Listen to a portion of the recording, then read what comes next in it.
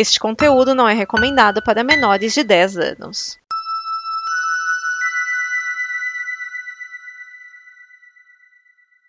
Depois de 4 programas gigantescos, nós vamos ter um programa até bem rápido sobre a história de publicação dos X-Men no Brasil.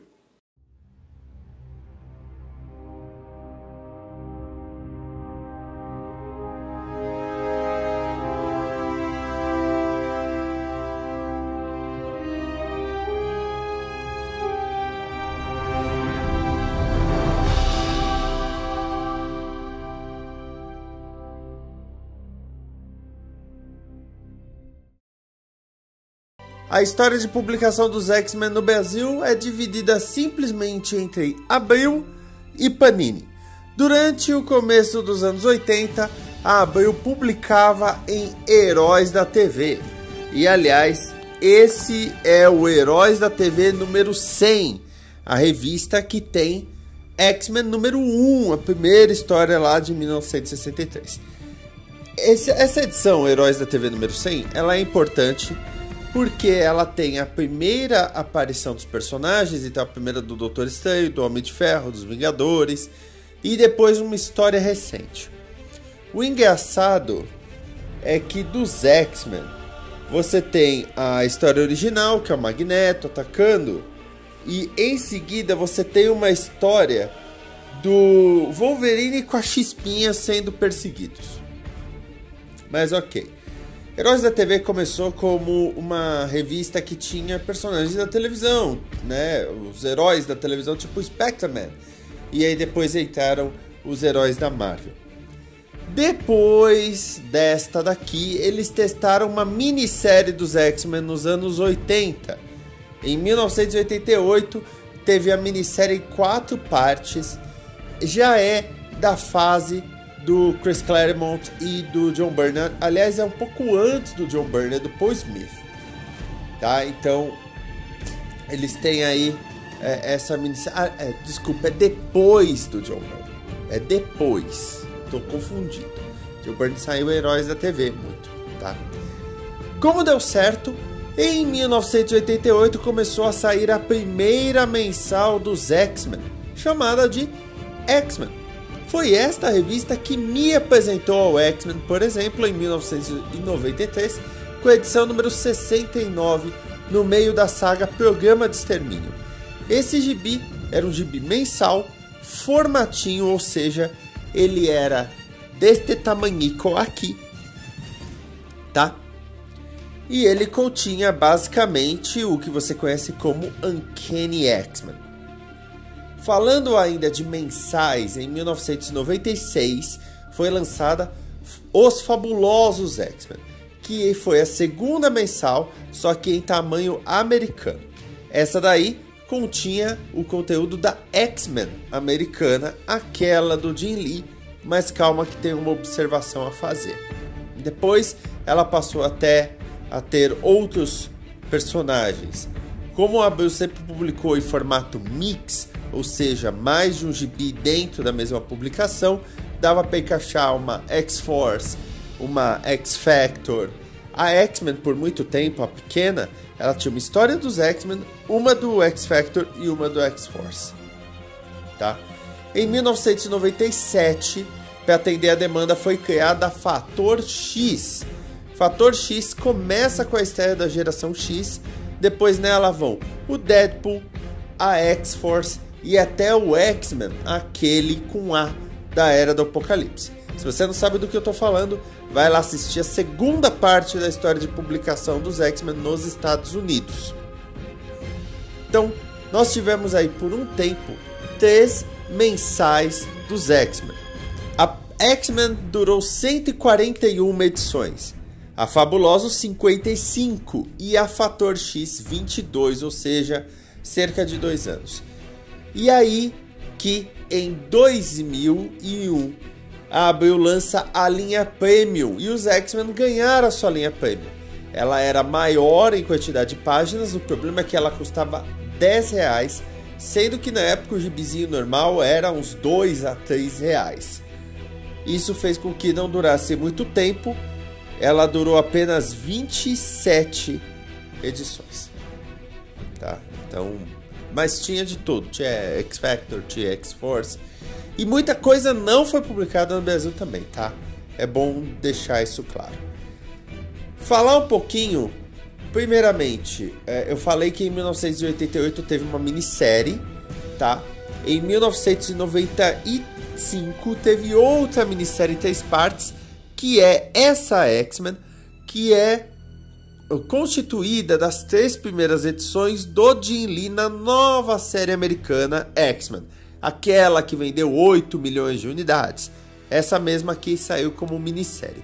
E eu também tenho que ressaltar X-Men 2099, que teve 29 edições, começou em 1994. Essa X-Men 2099 é de uma equipe diferente no ano de 2099. Tem a sua própria mitologia e era muito divertido. Até colocaram o Quarteto Fantástico e definiram o que era o Quarteto Fantástico do presente. Aí ficou uma bagunça, mas era bem legal. E aí, eu tenho que fazer uma observação, deixa eu pegar aqui. Quando a Abril chegou no ano de 1996, ela ainda estava publicando o conteúdo americano de 1992, tá? Então tem um problema, porque com o começo das importações, o real permitiu uma importação porque tinha paridade com o dólar. Isso fez com que quem queria os gibis mais atuais fosse ler os gringos. E a Abril decidiu acelerar a publicação, publicando 2 anos em um. Como ela fez isso? Por exemplo, a saga Canção do Carrasco, que durou aí 3 meses por toda a linha X, saiu toda num volume só, X-Men Gigante número 1. Essa daqui tem 260 páginas e na época custou R$ 4,50, tá?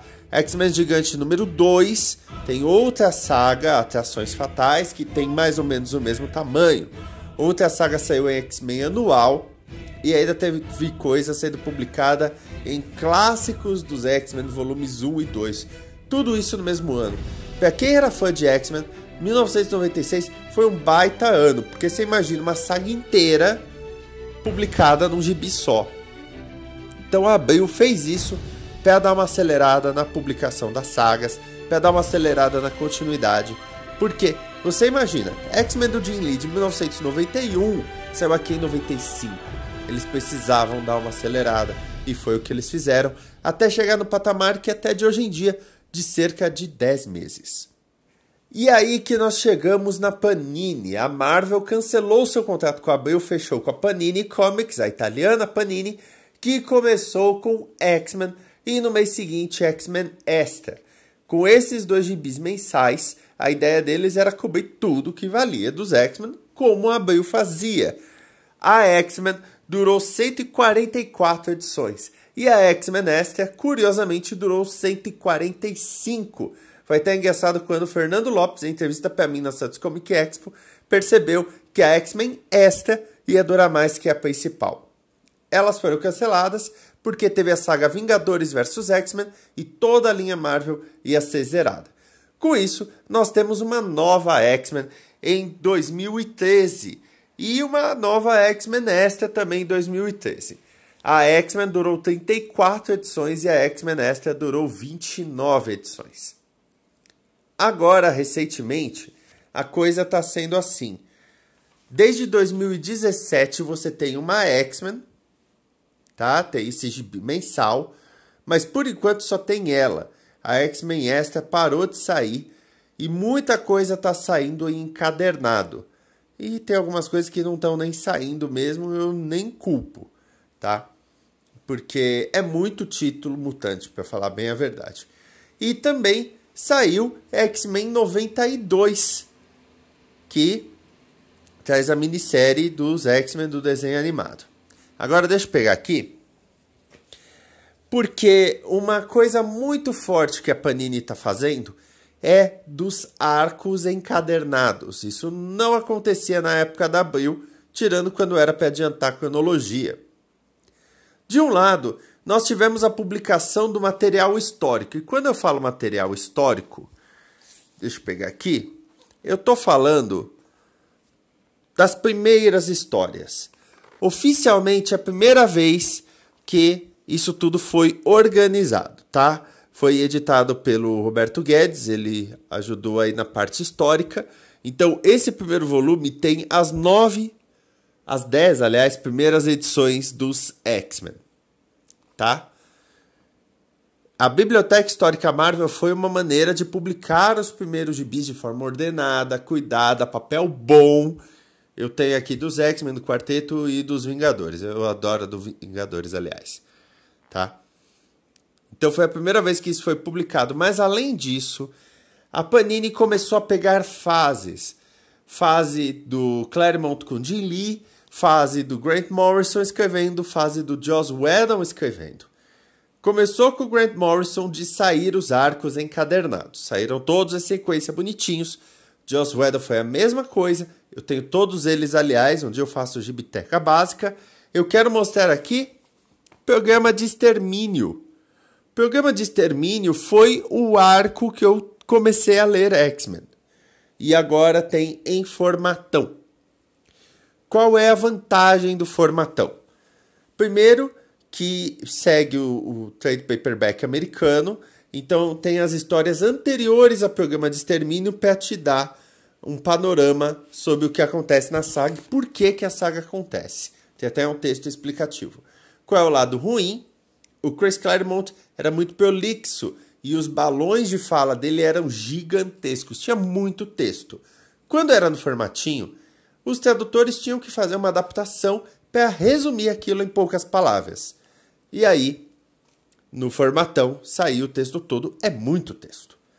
Mas tudo bem, vale pelo quesito histórico. Então, o que a Panini está fazendo muito é publicar material histórico encadernado.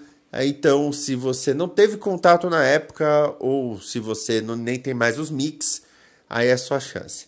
Eu tenho do Whedon, do Morrison e eu tenho algumas coisas do Jim Lee. Eu ainda não tenho tudo da época do Jim Lee, que foi quando eu comecei a ler X-Men. Então você notou que, ao contrário dos Estados Unidos, que eu levei 4 programas, é quase 1 hora de conteúdo para falar toda a história de publicação, aqui no Brasil a coisa é muito mais ordenada. Tanto a Abril quanto a Panini sempre mantiveram uma série principal chamada X-Men e às vezes séries paralelas para dar conta do conteúdo que era trazido da Marvel. Pra ver, né? Pelo menos uma vez, o Brasil foi muito mais organizado que lá fora. Esse é o Walk de história de publicação dos X-Men no Brasil. Semana que vem eu volto com a programação normal. Isso é legal. Isso é legal. Isso é legal. Isso é legal.